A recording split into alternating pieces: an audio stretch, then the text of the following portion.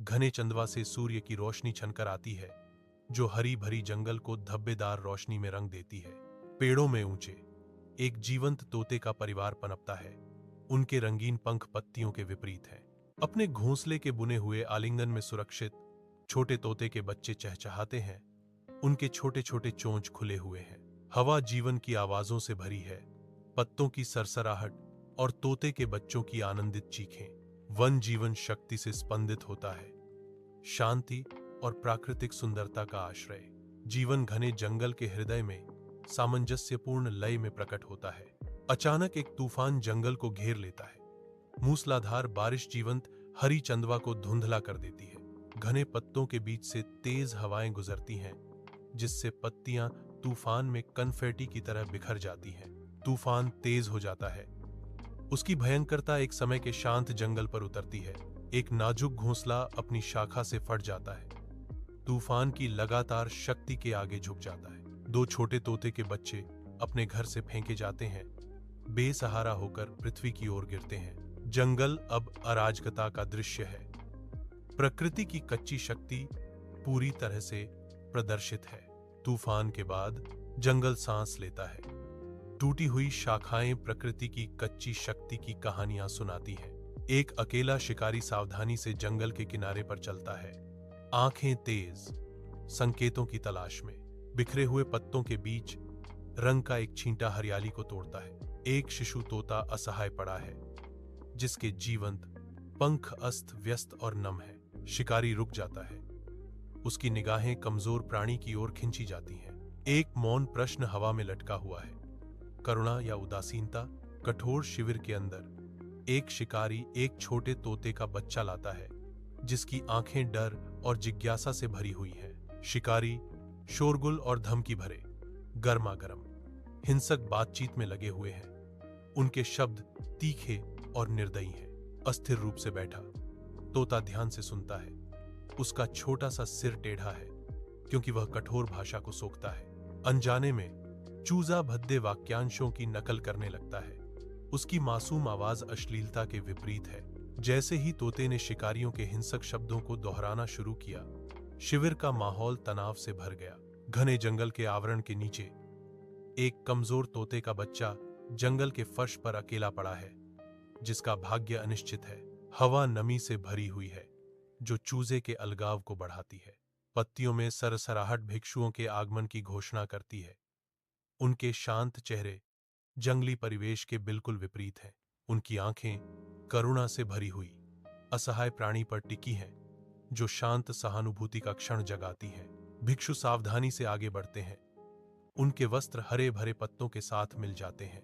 जैसे ही वे चूजे की नाजुक स्थिति का आकलन करते हैं, सुरक्षा का एक मौन वादा हवा में लटक जाता है। शांत आश्रम में साधु धीरे से एक नन्हे तोते को ले जाता है, जिसकी छोटी छोटी आंखें जिज्ञासा से भरी हैं। आश्रम शांति, प्रेम और जप की कोमल फुसफुसाहट के साथ गूंजता है, जो आध्यात्मिक सद्भाव का एक अभयारण्य है। खुली खिड़कियों से धूप की किरणें आती हैं, जो गहरे ध्यान में साधुओं के शांत चेहरों को रोशन करती हैं। शिशु तोता अपना सिर झुकाता है, मधुर आवाजों और गहन धार्मिक प्रवचनों को आत्मसात करता है। एक हल्की हवा पेड़ों से गुजरती है, प्रार्थनाएं और प्राचीन ज्ञान की फुसफुसाहटें ले जाती है। साल गुजरते जाते हैं, जो प्रकाश और छाया में सूक्ष्म बदलावों और बदलते मौसमों से चिह्नित होते हैं। तोते बढ़ते हैं, पंख जीवंत, जीवन की चिंगारी से चमकती आंखें। फिर भी सतह के नीचे एक विचलन शुरू होता है। उनके सार में एक सूक्ष्म बदलाव, उनकी प्रकृति में एक दुनिया भर का अंतर खुलता है। प्रत्येक अपना रास्ता बनाता है। उनका कभी दर्पण जैसा अस्तित्व अब विपरीत इच्छाओं और भाग्य को दर्शाता है। सूर्य का प्रकाश पेड़ों से होकर गुजरता है, जो विशाल जंगल के हृदय में स्थित एक विनम्र शिकारी के शिविर को रोशन करता है। सरसराहट वाली पत्तियों और टहनियों के टूटने की दूर की आवाजें एक आसन्न उपस्थिति का संकेत देती हैं, जो जंगल की शांति को भंग कर रही हैं। घने पत्तों से आकृति उभरती है। उसकी शाही पोशाक ऊबड़ खाबड़ परिवेश के बिल्कुल विपरीत है। खोया हुआ राजा थका हुआ और भटका हुआ शिविर के किनारे पर रुकता है। उसकी निगाह मानव निवास के संकेतों की ओर खिंची जाती है। राजा की आंखों में आशा चमकती है क्योंकि वह शिविर को पहचानता है, जो उसकी निराशाजनक स्थिति में संभावित उद्धार का प्रतीक है। शिकारी के घर के अंदर राजा की निगाह एक तोते पर टिकी है, जिसके चमकीले पंख धूल भरे वातावरण के विपरीत हैं। धूप गंदे शीशों से गुजरती है, जो विदेशी पक्षी को कैद करने वाले अलंकृत पिंजरे पर लंबी छाया डालती है। अचानक तोते की आवाज सन्नाटे को चीर देती है। उसके शब्द तीखे और आरोप लगाने वाले हैं। उसे पकड़ो, उसे मार डालो, उसे भागने मत दो। राजा पीछे हट जाता है। उसका चेहरा आदिम भय के मुखौटे में विकृत हो जाता है। तोते के शब्द उसे शारीरिक आघात की तरह लगते हैं। पिंजरा सिकुड़ता हुआ प्रतीत होता है। तोते की आंखें एक अजीबोगरीब बुद्धि के साथ चमकती हैं, क्योंकि वह अपने भयावह आदेश को दोहराता है। उसकी सांस गले में अटक जाती है। राजा अदृश्य आतंक के खिलाफ संघर्ष करता है। तोते के शब्द शांत लॉज में गूंजते हैं। राजा तुरंत पीछे हट जाता है।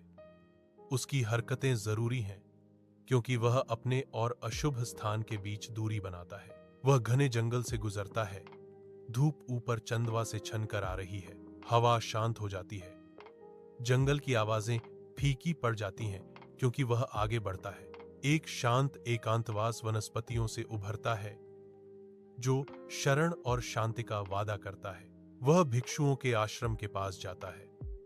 उन रहस्यों से शरण चाहता है जिन्हें उसने पीछे छोड़ दिया। साधुओं के आश्रम के अंदर दिन का प्रकाश आता है, जो शांत सादगी के दृश्य को उजागर करता है। राजा रुक जाता है। उसकी निगाह आश्रम के एक शांत कोने में छिपे एक पिंजरे की ओर खिंची चली जाती है। पिंजरे के अंदर एक दूसरा तोता राजा को जानकार आंखों से देखता है। उसके पंख एक जीवंत विरोधाभास है। राजा तोते का अध्ययन करते हुए, उसकी निगाहों में उत्तर ढूंढते हुए, हवा में एक अनकहा सवाल लटका हुआ है। आश्रम अपनी सांस रोक लेता है। तोतों के रहस्य शांति में गूंजते हैं। शांत आश्रम में धूप की किरणें आती हैं, पवित्र भूमि को रोशन करती हैं। एक जीवंत तोता शांति से बैठा है। उसके पंख मटमैले रंगों के खिलाफ रंगों का एक फटना है। तोता बोलता है। उसकी आवाज आश्चर्यजनक रूप से मधुर और स्पष्ट है। स्वागत है महाराज, कृपया अंदर आएं और आराम करें। तोते की आवाज गूंजती है। राजा जम गया। उसकी आंखें बात करने वाले पक्षी को देखकर अविश्वास से चौड़ी हो गईं। राजा हैरान है। साधु के सामने राजा को प्रकाशित करते हुए सीधी आश्रम में धूप की किरणें आती हैं। राजा खड़ा होता है।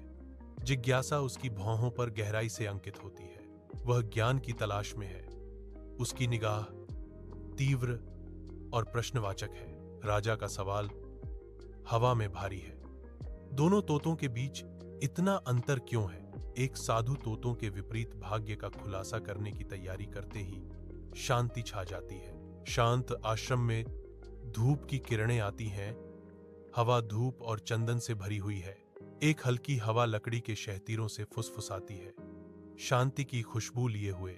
साधु मुस्कुराता है। उसकी आंखों में गहरी बुद्धिमत्ता और शांति झलकती है। उनकी शांत उपस्थिति आश्रम को भर देती है, शांति और अंतर्दृष्टि का विकिरण करती है। साधु की मुस्कान गहरी होती है, आंतरिक शांति का मौन निमंत्रण।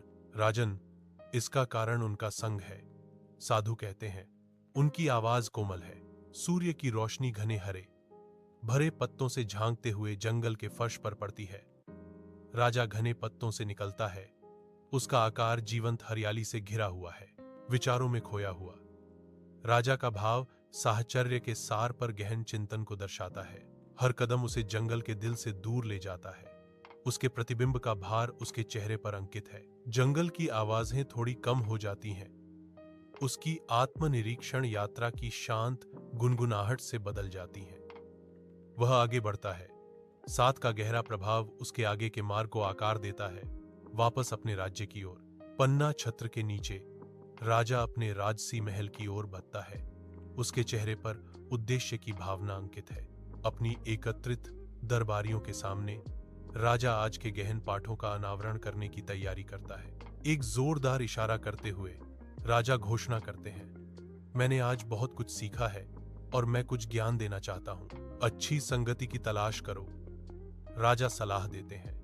क्योंकि यह नेक लोगों की संगति में ही है कि हमें सच्ची वृद्धि मिलती है।